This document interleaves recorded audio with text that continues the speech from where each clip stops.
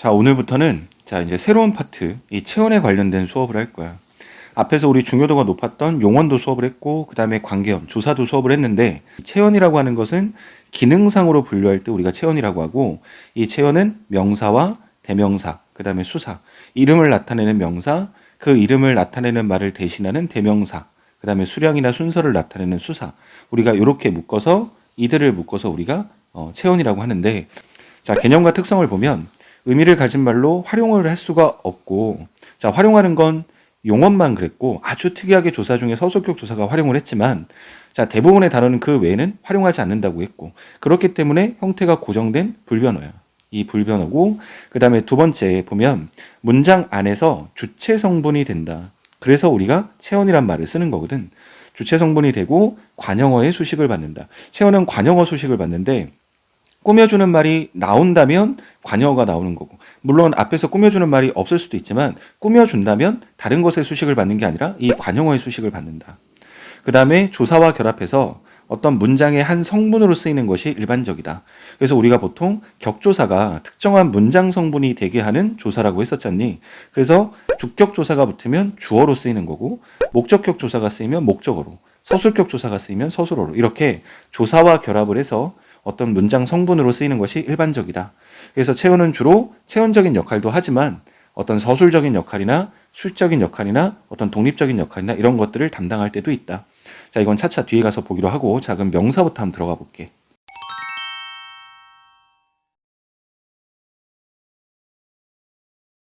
자, 명사, 대명사, 수사를 묶어서 우리가 체온이라고 한다는데, 명사를 보면, 자, 사람이나 사물의 이름을 명사라고 해. 자, 그런데 이게 보통 의미적인 기준으로 분류했을 때 사람이나 사물의 이름을 나타낸 말을 명사라고 한다. 우리가 이렇게 얘기했는데, 자, 사랑이나 꿈, 합류, 곤란, 이런 것들도 우리가 명사라고 품사를 단정 짓긴 하는데, 이런 단어들을 보면 딱히 어떤 사물의 이름을 가리킨다고 말하기는 좀 어려워.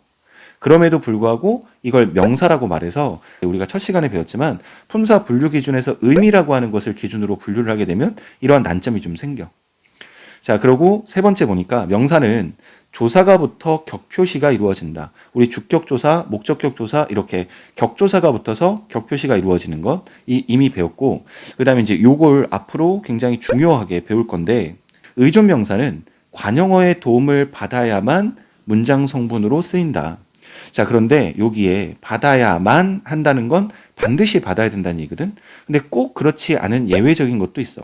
한 예를 들면, 녀석의 모습은 인상적이었다라는 말의 예문을 보면 이 녀석이란 말이 표준국어 대사전에 보면 녀석은 의존명사로 나와. 근데 보통은 앞에 뭐 이 녀석, 그 녀석, 저 녀석 이렇게 앞에 지시어를 동반한 지시관형사가 나와서 보통 꾸며주는 말로 나와서 쓰일 때도 있지만, 이 앞에 꾸미는 말이 없더라도 이 녀석의 모습은 인상적이었다. 이건 쓸 수 있는 문장이거든. 그럼 그렇게 봤을 때 모든 의존명사가 관형어의 도움을 받아야만 한다라고 말하기는 좀 어려워. 그래도 대체적으로 의존명사는 그렇지만 녀석이라고 하는 저런 예외적인 것도 있구나, 이렇게 이해를 하면 될 것 같아. 자, 그 다음에 명사는 복수를 취할 수 있고, 자, 그리고 형태 변화가 없는 불변하다. 앞에서 얘기를 했었던 거야. 자, 종류를 보면, 자, 지금 여기에 종류에는 크게 의미적 고유성에 따라서, 이 의미의 고유성에 따라서 고유명사와 보통명사를 나눴고, 그 다음에 이 자립성을 기준으로 자립명사와 의존명사를 나눴는데, 이 외에도 이 기준이 여러 가지 기준이 있을 수 있고, 여러 가지 기준을 통해서 어떠한 명사다, 어떠한 명사다 이렇게 분류하는 것들은 더 세밀하게 분류할 수 있지만, 우리가 배워야 되는 것은 결국 보통명사라고 하는 것을 기준으로 고유명사의 특징이 어떤 거냐. 자, 요게 중요도가 높은 거고, 그 다음에 자립하는 명사를 기준으로, 보통 명사라고 하는 건 자립하는 게 대체적인데, 이 자립명사를 기준으로 의존명사라는 게 결국 뭐냐, 굉장히 중요하다는 거예요. 그래서 고유명사와 의존명사가 시험에 가장 중요한 초점이 되지 않을까. 그래서 너희들은 시험을 준비할 때 뭐 다른 뭐 셀 수 있냐 없냐, 아니면 유정물이냐 무정물이냐 여러 가지 분류 기준이 있긴 하지만, 너희들 입장에서는 이 보통명사를 기준으로 고유명사가 어떠한 특징이 있는지, 그 다음에 자립명사를 기준으로 의존명사가 어떠한 특징이 있는지, 자, 여기까지를 정리해두면 시험을 대비하는 데는 큰 무리가 없어.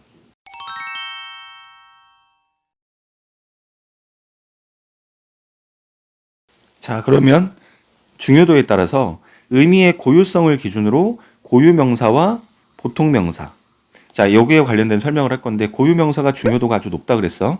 자, 고유명사를 보니까 특정한 사람이나 사물을 다른 것과 구별할 필요가 있을 때 쓰는 명사를 우리는 고유명사라고 한다. 이렇게 되어 있거든. 그러니까 고유명사는 일반적으로 부르는 것이 아니라 그런 일반적인 것들 안에서 특정한 사람 내지는 특정한 사물을 어떤 다른 것들과 구별해야 될 때 우리가 그 구별할 필요가 있을 때 쓰는 명사를 고유명사라고 한대. 우리가 일반적으로 자, 개라고 하면 다리가 4개고 그다음에 멍멍이라 짓고 이렇게 비슷한 사물들을 다 묶어서 개라고 하잖아. 근데 이 개라고 하는 것은 결국 이러한 특성을 가지고 있는 대상들에게 두루 쓰이는 일반 명사거든. 이 일반 명사를 기준으로 해서 우리는 이 보통 명사, 일반 명사, 보통 명사라고 한다면 결국 그 중에 내가 키우는 개 한 마리가 초코라고 하는 이름을 가진 개가 있어. 근데 이 초코도 결국에는 다리가 4개고 멍멍이라 짓거든. 그런데 그러한 보통의 대상들, 그들과 비슷한 유의 대상들과 나는 초코라는 이름을 통해서 뭐가 되냐면 특정하게 다른 것과 구별을 하는 거야. 이 다른 초코가 아닌 다른 개들과 다른 것들과 구별을 하는 거지.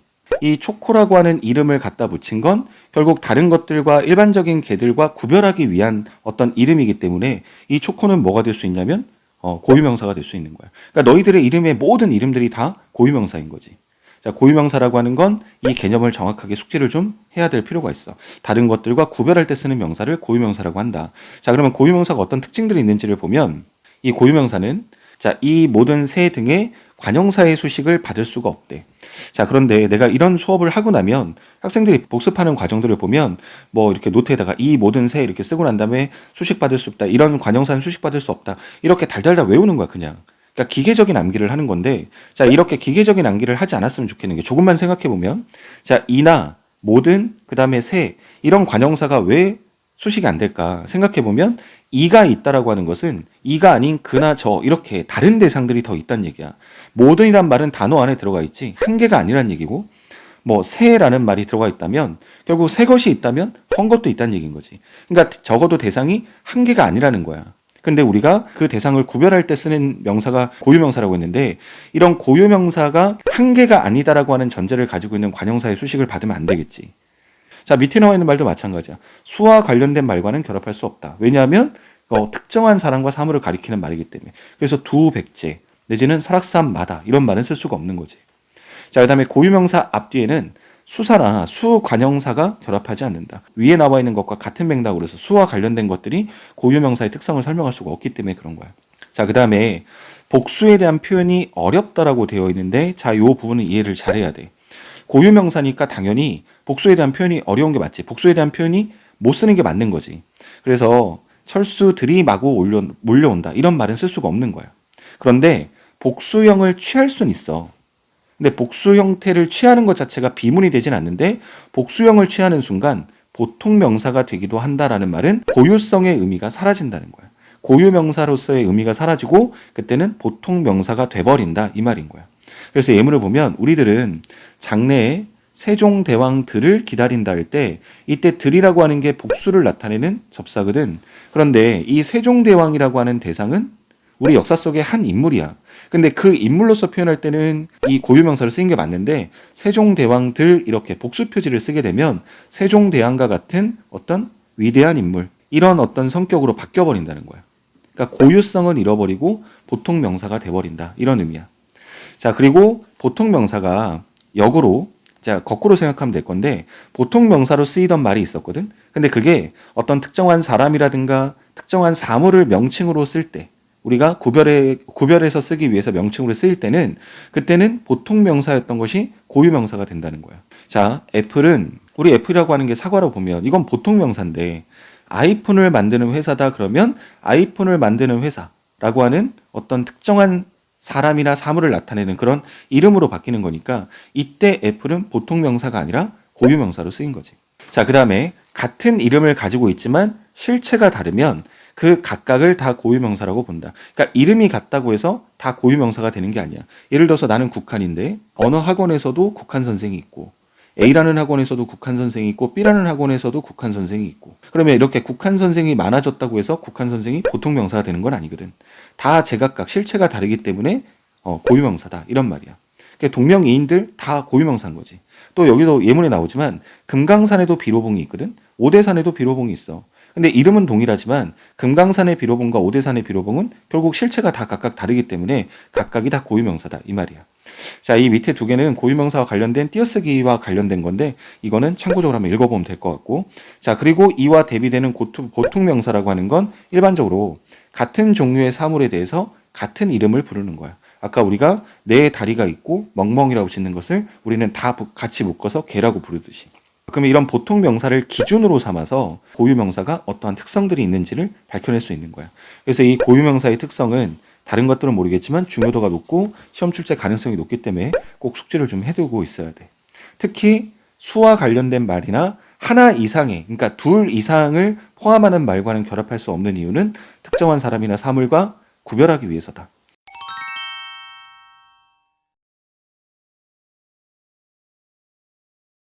자, 그 다음에 더 중요도가 높은 이 자립성에 관련된 얘기를 지금부터 해야 돼. 이 자립성 기준으로 보면 자립명사와 의존명사, 대다수의 명사들이 자립명사고 이 자립명사가 보통 스탠다드, 기준인데 어떤 다른 말의 도움을 받지 않고 단독으로 쓸 수 있는 거야. 이게 명사라고 하는 어떤 품사의 가장 중요한 특성인데 이것이 기준이 되어 있기 때문에 이 의존명사라고 하는 것이 좀 특이한 거야. 그리고 좀 너희들이 중요도가 있게 받아들일 수밖에 없는 게 혼자 쓰이지를 못해. 자기 혼자서는 쓰이지 못하고 주로 관용어의 도움을 받아야만 쓰이는 명사. 그러니까 앞에서 꾸며주는 말이 있어야만 쓰이는 명사를 우리는 의존명사라고 해.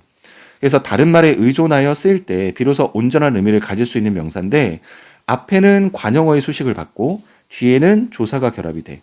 간접적인 의미를 주로 드러내기 때문에 그 의미적인 부분을 보충하기 위해서 앞에 꾸며주는 말이 있어야 되고 뒤에 조사가 결합하는 건 모든 명사의 특성이야. 그 명사와 이 조사를 취해서 우리가 보통 문장 성분이 되고 격표시를 하기 때문에 조사가 결합된다. 그러니까 모든 것이 명사적인 특징을 다 갖고 있지만 이 관용어의 수식을 받아야 된다는 이 특수성을 기억하면 되는 거야.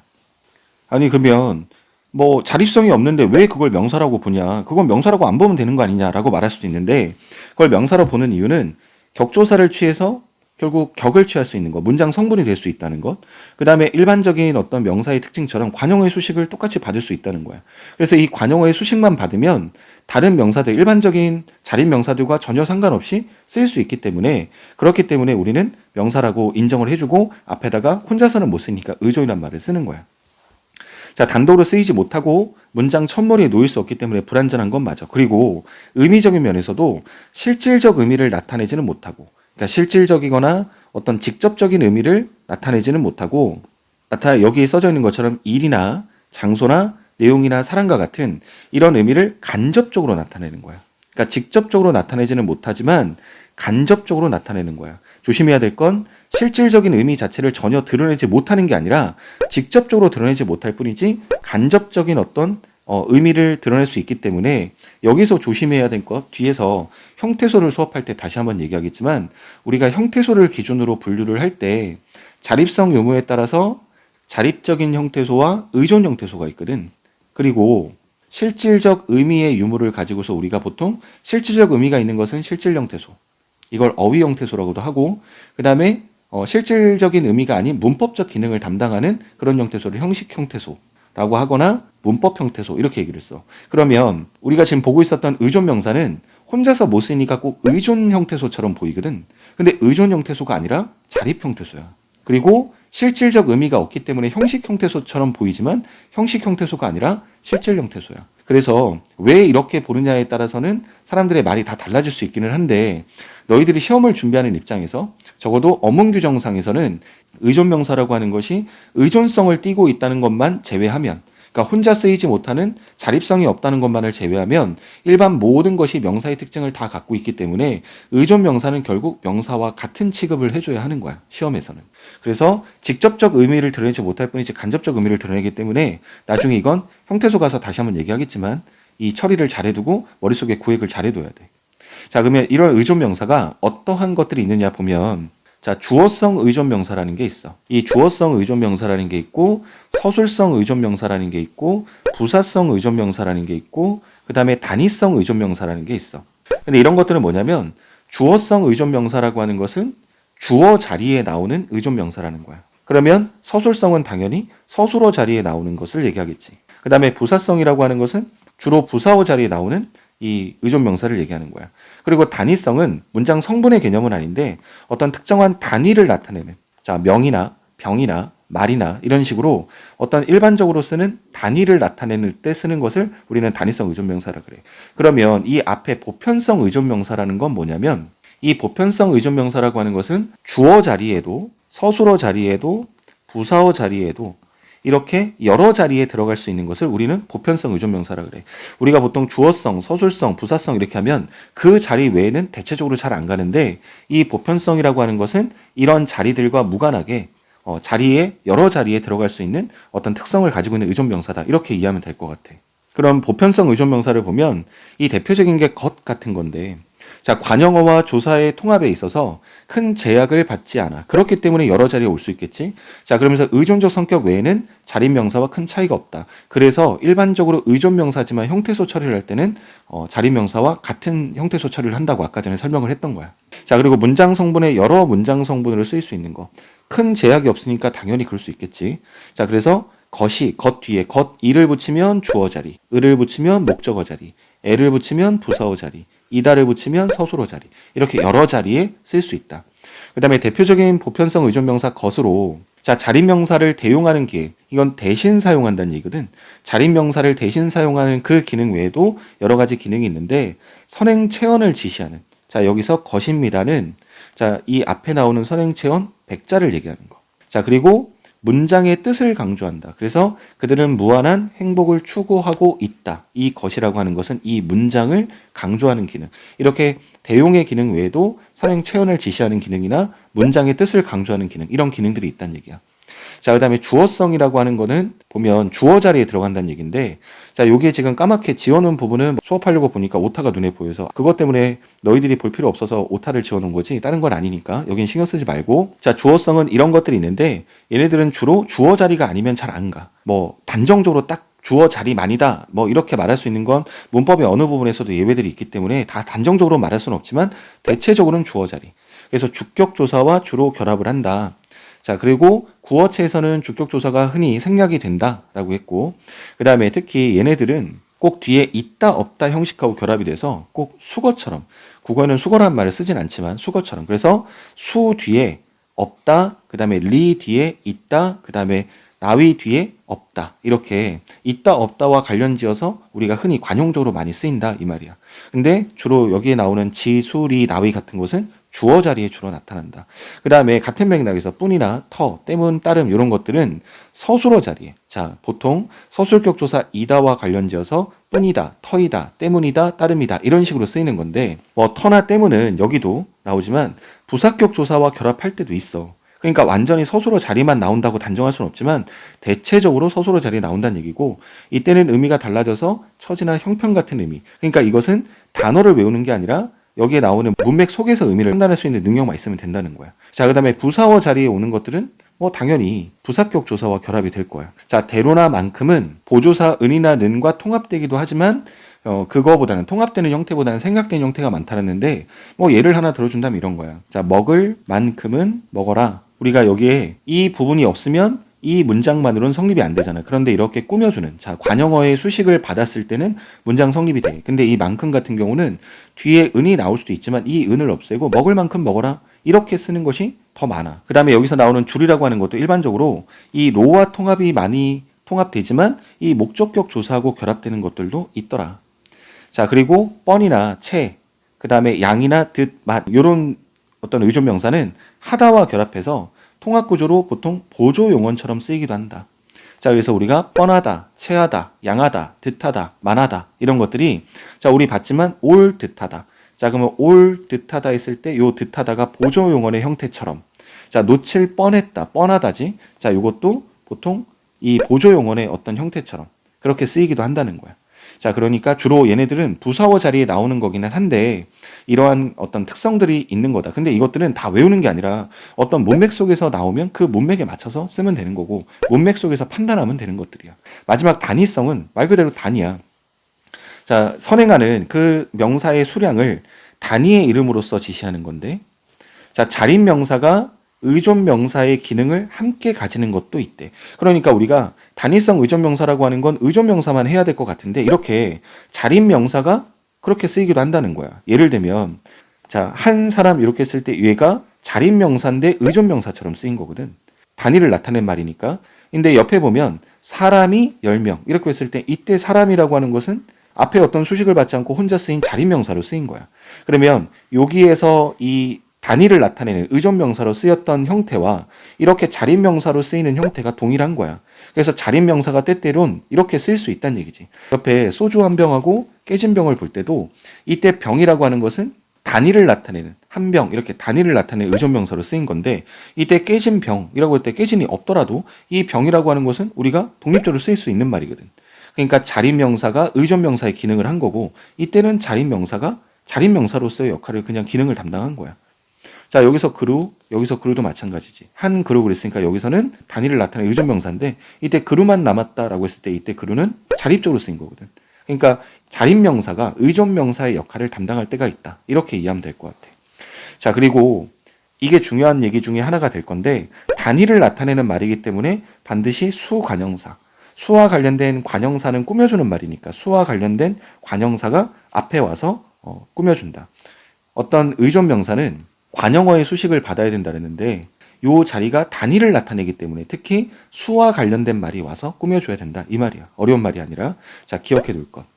자, 그 다음에 마지막으로 의존명사를 판별하는 게 되게 중요해. 이게 의존명사이다, 의존명사가 아니다. 이 판별하는 게 되게 중요한데 왜 그러냐면 의존명사하고 조사가 형태가 되게 동일한 것도 있고 또 의존명사와 어미가 형태가 동일한 게 있어. 그러면 어떤 게 의존명사고 어떤 게 조사인지, 어떤 게 의존명사고 어떤 게 어미인지 이걸 구분하는 게 굉장히 중요해.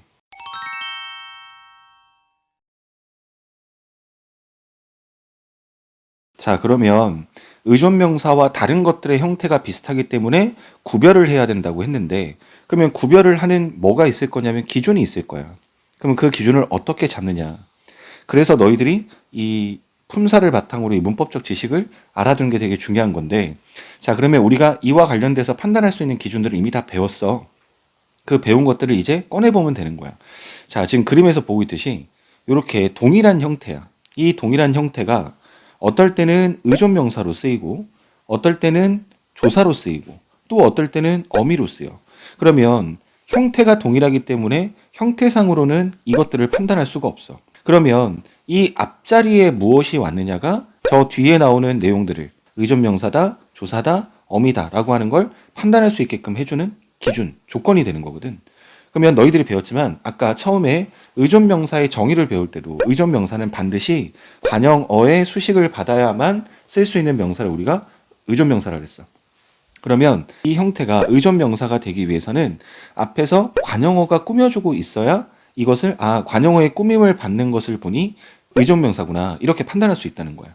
그리고 동일한 형태가 어떨 때 조사로서 판단이 될 수 있냐면 너희들이 배웠지만 조사라고 하는 것은 주로 앞에 체언에 놓이고 체언 뒤에 붙어 쓰일 때 조사로 우리가 일반적으로 판단한다고. 그러면 체언 뒤에 붙어져 있는 형태라면 이것이 조사다라고 판단할 수 있을 거고. 자, 그리고 너희가 배워서 알겠지만 어미라고 하는 것은 아무데나 붙지 않아. 어미는 어디에 붙었냐면 용언의 어간에. 그러니까 동일한 형태가 이 형태가 앞에 보니까 용언의 어간에 붙었다라고 말한다면 그 어간 뒤에 붙은 어미구나 이렇게 판단할 수 있다는 거야. 동일한 형태인데 이 동일한 형태가 의존명사로도 쓰일 수 있고 조사로도 쓰일 수 있고 어미로도 쓰일 수 있고 형태가 동일한 거기 때문에 이걸 판단하는 기준은 그 앞에 선행하는 말이 관형어가 왔느냐, 그 다음에 체언이 왔느냐, 그 다음에 용언 어간이 왔느냐, 이 어떤 문법적인 특징들을 통해서 구별을 해야 되는 거야. 자, 그러면 말로만 들으면 그게 이해가 잘 안 될 것 같아서 예문 몇 개를 써냈는데 예문을 통해서 한번 익혀보자고. 자, 우리가 첫 번째 예문을 보니까 여기에도 대로가 있고 여기에도 대로가 있어. 자, 그러면 동일하게 쓰인 거냐 다르게 쓰인 거냐 판단해 보면 자, 이 대로 앞에 대로 앞에 가는이란 말이 없으면 문장 성립이 안 돼. 그런데 가는 대로 전화해라 라고 했을 때 이때 대로는 이 관형어의 수식을 받으니까 쓸 수 있는 의존명사였어. 그런데 이때 대로는 앞에가 꾸며주는 말이 아니라 나라고 하는 대명사, 체언이 나와 있었어. 체언. 이 체언 뒤에 붙어져 있어. 그렇기 때문에 여기서는 그 체언 뒤에 붙인 조사로 쓰인 거야. 어렵지 않지? 자, 근데 오른쪽 것도 한번 봐볼게. 자, 이 두 개의 예문에서 여기도 만큼 있고 여기도 만큼 있어. 자, 그런데 먹을 만큼만 먹어라. 근데 앞에 먹을이 없으면 만큼 먹어라. 이건 문장 성립이 안 되고 앞에 관용어가 수식을 해주니까 의존명사인 거야. 여기서는 의존명사로 쓰였는데 밑에를 보니까 나도 너만큼을 한다. 자, 형태는 만큼이라는 이 똑같은 형태인데 앞에 보니까 너라고 하는 대명사 뒤에 쓰였어. 자, 체온 뒤에 쓰인 거지. 그러면 체온 뒤에 붙여 써져 있는 이 형태는 이건 의존명사로 쓰인 게 아니라 조사로 쓰인 거구나. 이렇게 판단하면 되겠지. 자, 그 다음에 세 번째. 자, 여기를 보니까 씻은 듯이 깨끗하다 이렇게 돼 있어. 그런데 앞에 씻은이라고 하는 꾸며주는 말이 없이 듯이 깨끗하다. 이건 문장 성립이 안 되는데 앞에 씻은이 꾸며주니까 씻은 듯 깨끗하다.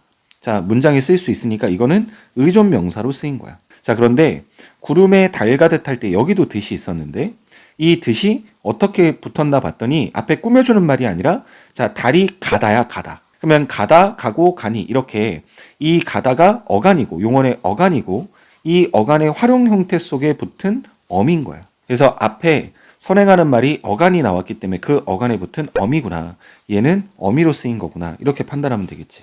자, 그 다음에 여기도 해보면 자, 여기 위에도 대가 있고 밑에도 대가 있는데 자, 지금 대가 어디인데 이렇게 말하면 요 말을 빼고 말하면 문장 성립 자체가 안 돼. 근데 지금 가는 데가 어딘데 이렇게 얘기했을 때는 이 수식하는 말 때문에 문장 성립이 가능해. 이때는 의존명사로 쓰인 거야. 밑에를 보니까 철수가 말을 아주 잘하대. 자, 잘하다라고 하는 이 어간에 용언 어간에 이 뒤에 대라고 하는 말이 붙었으니까 어간 뒤에 붙은 이것은 어미구나.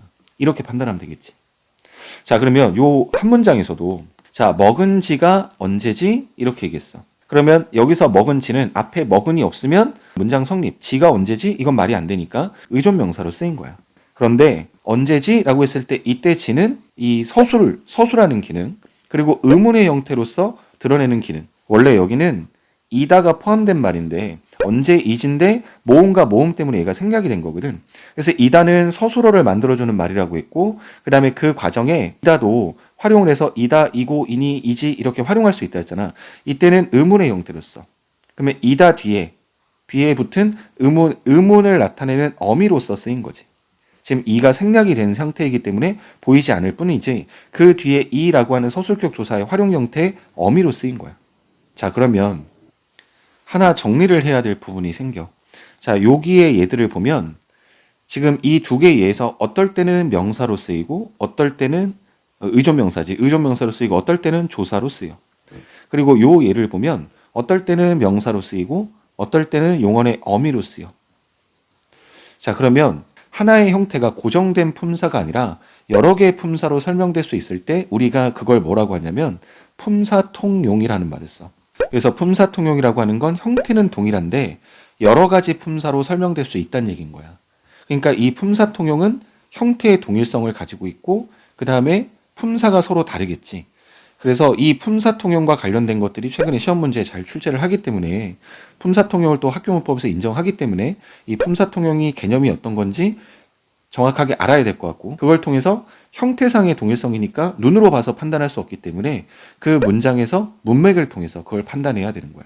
그래서 왜 의존명사와 조사를 구분하는 게 의존명사와 어미를 구분하는 게 중요하냐면 그것이 품사통용과 연결이 돼 있기 때문이야.